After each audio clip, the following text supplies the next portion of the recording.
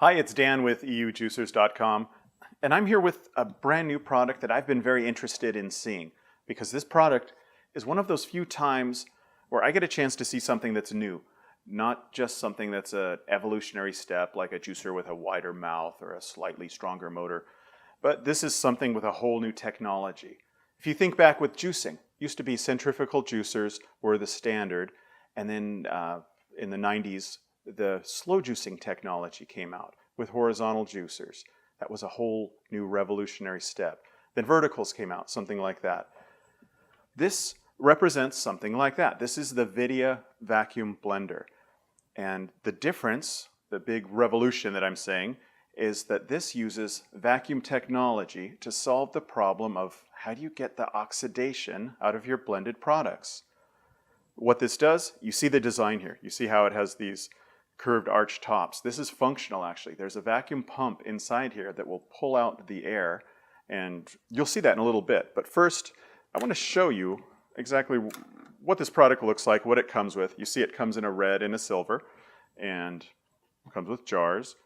It actually comes with this spare to-go smoothie jar. The cool thing about this also has the vacuum attachment. So you can make a smoothie in the vacuum, and then you can pour it in here, put that here, and it will take the air out. You can take it to work, take it to the gym, whatever, and you'll have a vacuum sealed smoothie. Also want to show you a couple of the parts here. The vacuum feature, there's a little tiny rubber like cap here, and this is what keeps the air in. The pump sucks the air out around it, and then when you're done, you'll see me, you pull it up and the air goes, the air comes out. Let me quick show you the blades too. It pops out for easy cleaning. It's got a 6-sided hex blade, a little gasket here just to keep the liquid sealed. Simple unit, easy enough to clean. I'd also like to show you that vacuum feature in action. I thought what I would do is try some marshmallows, because marshmallows are spongy. They should react pretty well to a lack of air. So check this out. I got a couple of big mushrooms. How about marshmallows? It's Halloween time, so you can get them right now. And watch this. I'll turn it on. There's a button here for vacuum.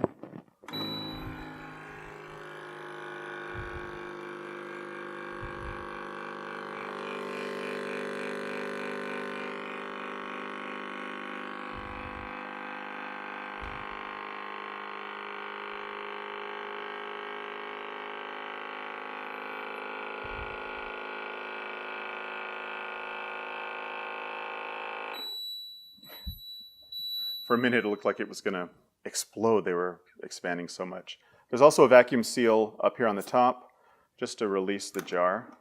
And check this out. I'll let the air out. Down they go.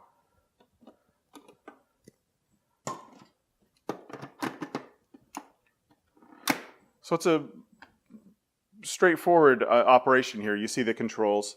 Just a vacuum button. There's an auto button. It just has one cycled program. You can also do fully manual. There's a pulse feature. You could press that, and then an analog dial to have variable speeds. Maxes out at 20,000 RPM, and it's 960 watts, which puts it between the ones at the department store. They're around 300 watts. The top ones like Vitamix, those will top out around 1,400, 1,500 watts. So this product's positioned right in the middle there.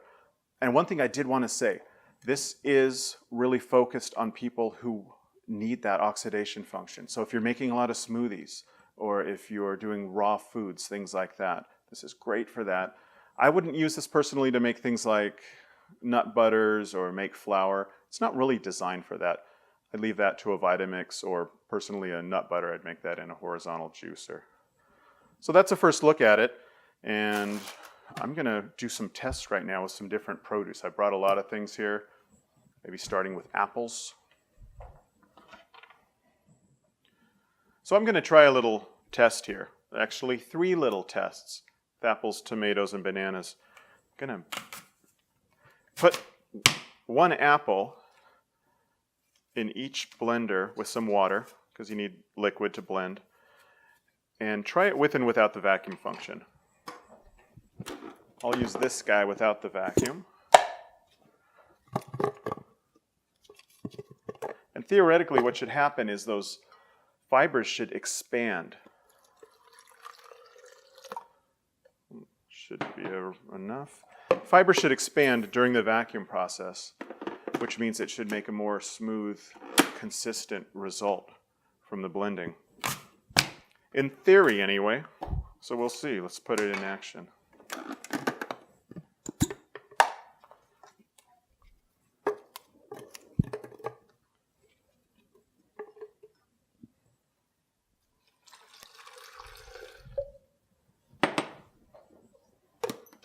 So what I'm going to do is hit the vacuum button on this guy. Once it's done vacuuming, I'm going to pulse a couple of times, get the ingredients moved around right, and then just run them for 20-30 seconds.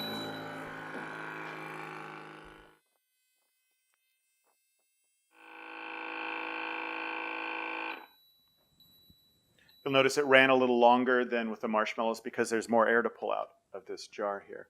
So a few pulses.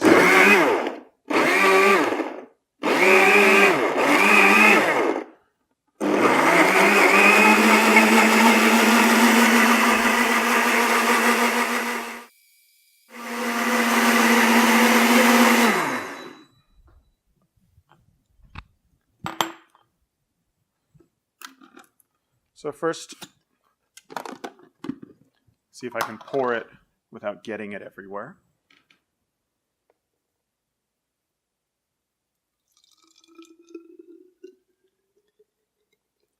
This is the one without the vacuum. Again, it's apple and water. I've got to release the vacuum air pressure.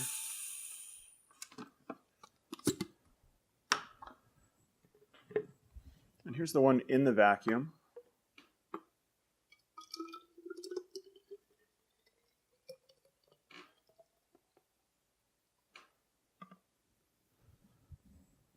It's definitely smoother to pour. What I'm going to do now is move on to the next. Set these aside and let's watch. Let's see if these oxidize. Because typically it takes a few minutes. And at the end I'll pour them out and check out the consistency of the two. Already I can see this one here is far more liquidy, smoother. This one's separating and chunkier up at the top. I can also see the color on this is a lot brighter. Again, this is oxidizing, and over a few minutes it's probably going to get a lot browner. So I'll clean up these jars, just have to run water through them, and let's try the same thing with tomatoes. So I'm going to throw a few of these tomatoes. They're pretty big, maybe 3 tomatoes on each. And some water just to help it start blending. Again, this isn't a recipe, this is just a test for oxidation.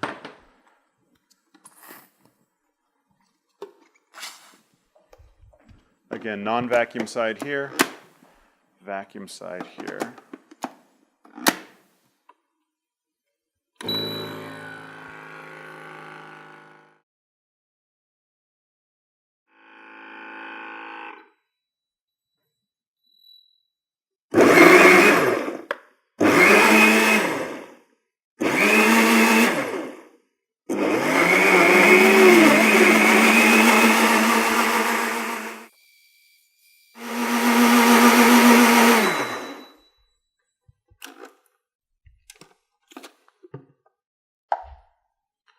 So here's the one that wasn't in the vacuum.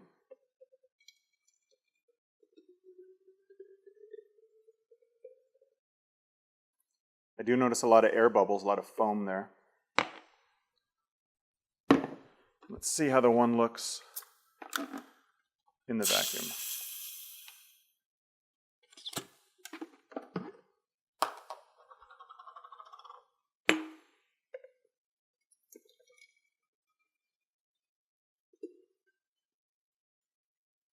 Already I see the colors a lot more intense.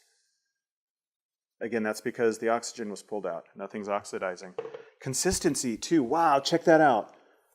Let me put some lids on there. This one on the left looks really white because there's lots of tomato particles still floating around. Like I said, the vacuum expands the fibers, so it makes it blend a lot more smoothly. Yeah, there's a huge difference on this. We'll get some detail shots so you can see that.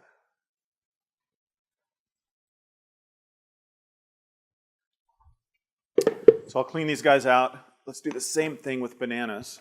With these, wow, check that out. It's just been a couple minutes and this guy's already turning kind of sludgy.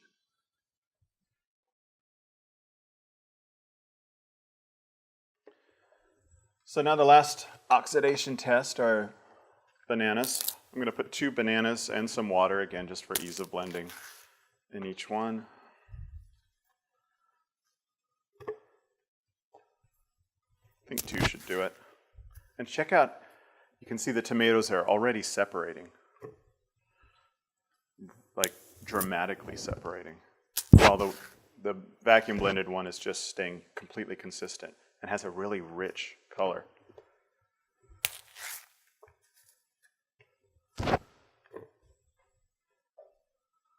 I'm not sure if I need to add water, but might as well. That might actually retard the oxidation a bit. Might be a little more dramatic without, but I just want to make sure it blends.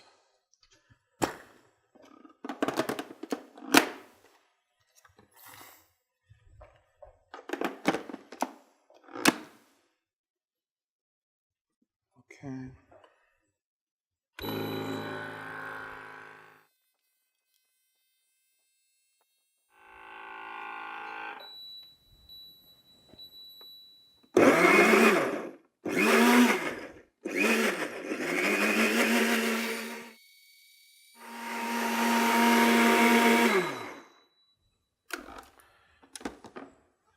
Those blended real fast. Tricky part will be, can I get this here? If not, I'm going to grab a glass. Interesting. It's like liquid glue.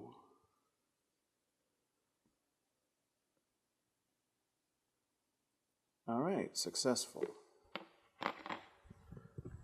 And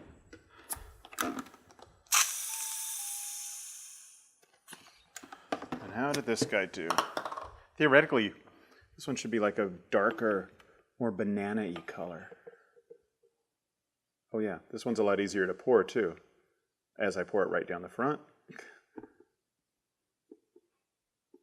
Notice the color and the consistency again. Again, bananas from the same bunch, same water. And you can see all the air still in here. There's a lot of bubbles. Actually, I'm leaving this open because I want to try this too. Okay. See, when I shake it, this guy, it's not going anywhere. It's staying, it's like sealing itself in this jar. See if I can get this to pour out. It's just sealed in there. Here it goes. It's like a foamy madness.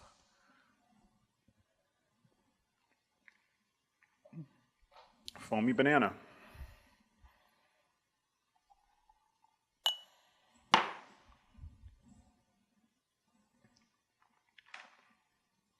Sweeter. It has that, I don't know how you say it, like a banana aftertaste, whereas this one didn't. Hard to explain without tasting it, but it tastes more like a real banana. How's that for an explanation?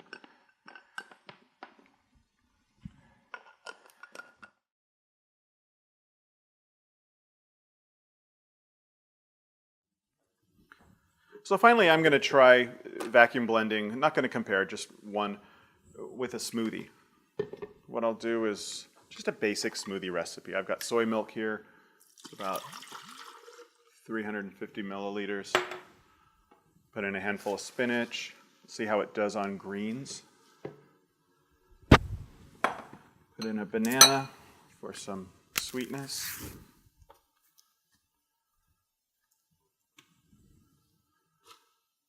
I want to spice it up a bit with some ginger, a couple of pieces, and get a little fat and protein going with some sunflower seeds. Also the texture.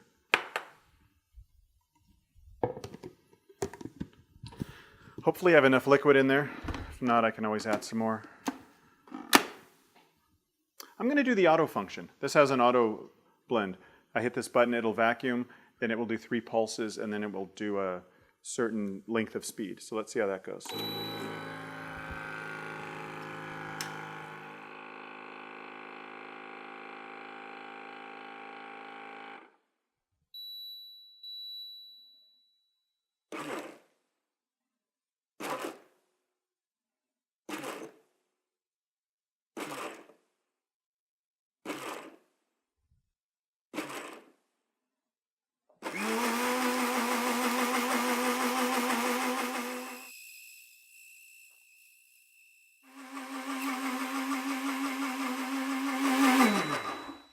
It's an automatic cycle, but I think it's done.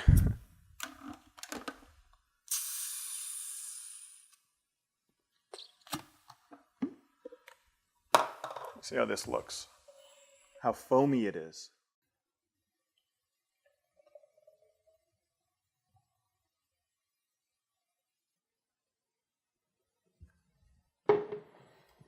Now hopefully you can see this on the details. Absolutely smooth. Like, completely. There's no bits of spinach leaf, no chunks of ginger floating around in there. And I do want to taste it.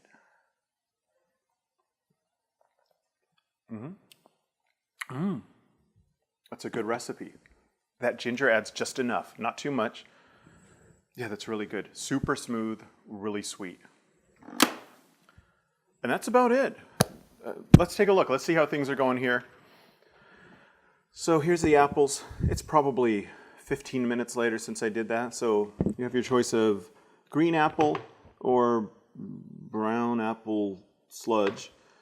There is red tomato. Look at that, fully mixed. And there's pink, white, water tomato mixture. And the bananas look kind of similar. There's smooth consistency banana, and there's, wow, banana paste, banana glue. So if you want to glue things together, you could use it for that. And that should wrap it up. I'm actually honestly pretty impressed with the results of the blender. If you want more information about the new Vidia vacuum blender, come to our website. That's at www.eujuicers.com. Thanks for watching. See you next time.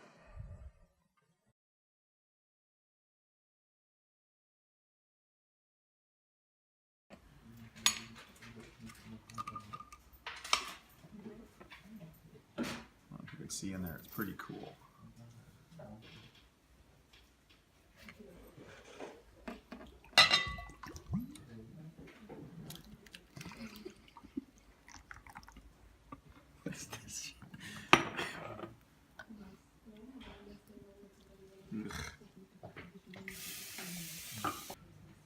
Oh, this looks good looking in it.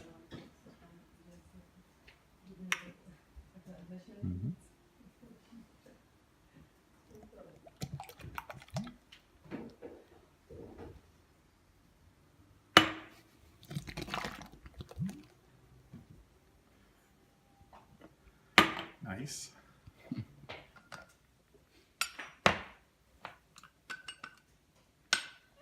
don't know if you want to look in there. This one's kind of not much going on.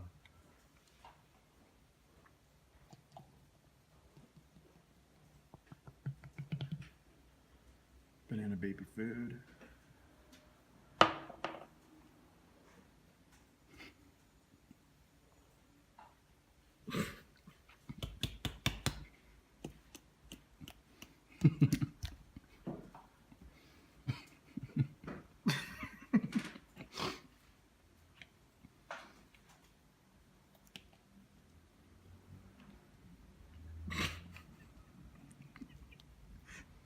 It's like barf. Oh. It's like something that comes out of a baby.